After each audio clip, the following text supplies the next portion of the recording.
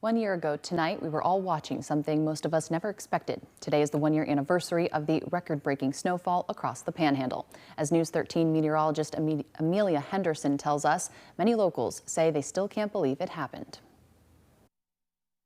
It was a day most Floridians never would have expected, and now will likely never forget. Oh, I was like a little kid at Christmas. It was just incredible. How often do you see Panama City covered in snow? The roads, the bridges, the houses, like all the palm trees, like everything. It's like, this is incredible. The historic snowstorm began around 4 p.m. Central Time on January 21st, 2025, and didn't dissipate until later that night. Enough time to cause vast accumulation across the Panhandle. Probably around 3 or 4 o'clock that afternoon. It's kind of when the heavier stuff started coming down. And then probably about 7, 8 o'clock, nighttime began to fall.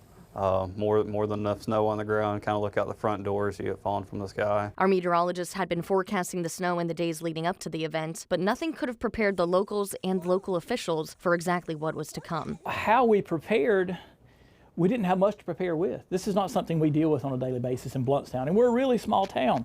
So how do we prepare? We kind of got our guys together and said, listen, this is what we'll do. At some point it may end up that it's dangerous to be on the road and to respond, but we're gonna tiptoe there. Our most northwestern counties broke records with over 8 inches of snowfall, where most other Panhandle locations saw upwards of 6 inches. You start seeing the forecasts, and I've been here long enough. Oh yeah, right. Last time it snowed here was 1989, so I'm not buying that.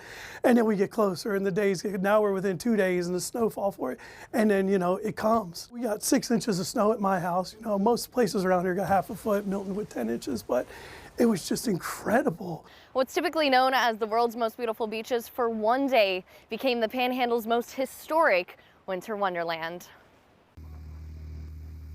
My brother-in-law got a four-wheeler out, and he's dragging the kids around in the snow, stuff that as, people from the Florida Panhandle, we don't get to do. The winter fun didn't end once the snow stopped falling. Temperatures stayed below freezing for 2 more days, keeping at least some of the wintry blanket on the ground for folks to enjoy and drivers to navigate.